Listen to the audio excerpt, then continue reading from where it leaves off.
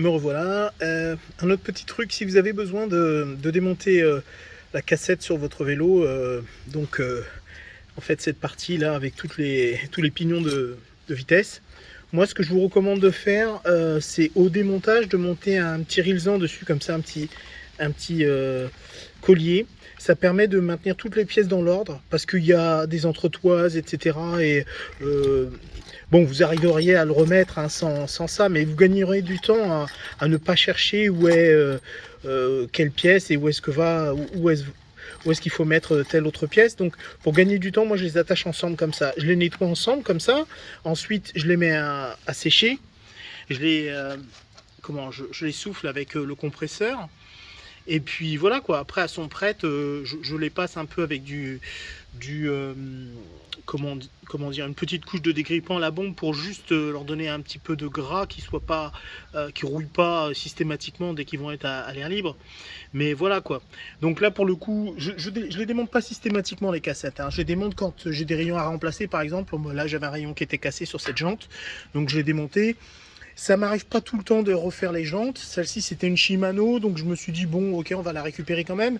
Mais autrement, j'ai tellement de jantes d'avance que je me prends pas trop la tête avec ça. Ce que je fais en général, je mets 2-3 jantes de côté et quand je suis prêt, je sors l'outillage et je les fais tout ensemble parce qu'en fait, il faut quand même pas mal de petits outils pour faire ça. Je vous conseille d'acheter une petite mallette comme ça, si c'est pas déjà fait.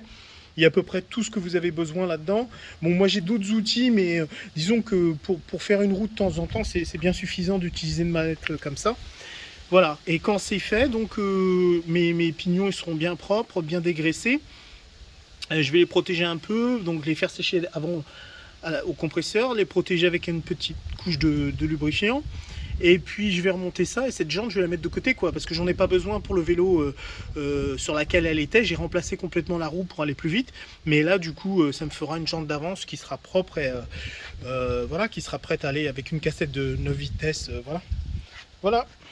Bon voilà, maintenant il est temps de remonter la cassette sur la jante. Donc juste pour rappel, hein, il y a une crénelure tout autour comment, de la roue libre là. Il y a une position bien définie pour la cassette. Vous allez voir, cette petite cannelure elle est plus étroite que les autres. Les autres elles sont toutes de la même taille, à part celle-ci qui est plus étroite. Et donc du coup c'est un détrompeur, vous ne pouvez pas vous tromper. Donc voilà, la cassette est remontée sur la jante. Donc tout marche très bien, pas de problème. Elle était bien nettoyée là, on est tranquille pour un moment. Il y a un bon cliquetis, on entend bien que ça cliquete bien. Donc je vais passer un coup de WD-40 dessus, que WD-40 pardon. Je sais pas trop ce que vous mettez dessus en France. Ça c'est le WD-40, c'est une sorte de dégrippant, graissant un peu. Et quand vous passez un petit filet de ça sur le métal, ça évite que vous ayez un peu de rouille de surface qui se propage un peu sur la cassette quoi. Parce que je vais pas l'utiliser tout de suite, donc elle sera prête pour le jour où j'en aurai besoin.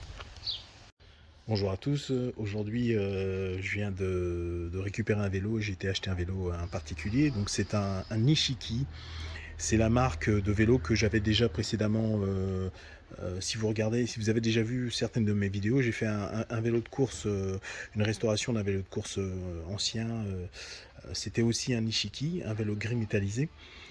C'est une bonne marque avec de bons composants et à la fin ce sera un vélo sympa. Donc celui-ci aussi il a un pédalier sympa. C'est du STX, Shimano STX pour le Gears, le drivetrain, le système de transmission. Il y a pas mal de pièces en aluminium brossées qui sont très jolies. Donc voilà, je devrais pouvoir en faire un joli petit vélo. Je vais devoir repeindre la potence, etc. Mais c'est pas difficile. Peut-être remplacer les poignées. Mais bon, voilà, à la fin, ce sera un vélo sympa. Voilà.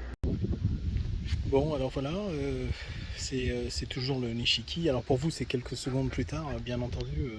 Ça, pour moi, il y a quand même eu un peu de temps, mais voilà, je suis arrivé à mes fins quasiment.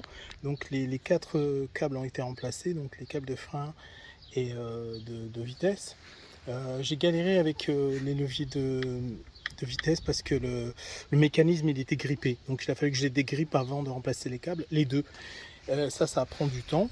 Et donc J'ai dégraissé et dérouillé, si on peut dire, les pignons à l'arrière et la chaîne un peu, mais je pense qu'ils sont corrects. Le plateau il était plutôt propre, donc je l'ai poli et je l'ai poliché ensuite.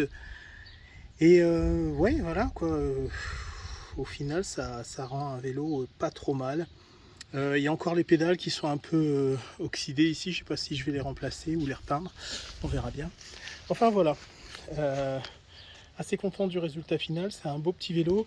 C'est un vélo je dirais de taille SM, S ou M. Donc il pourrait éventuellement être aussi unisexe puisqu'il n'est pas très grand. Donc je pense qu'il pourrait plaire à beaucoup de monde. Voilà.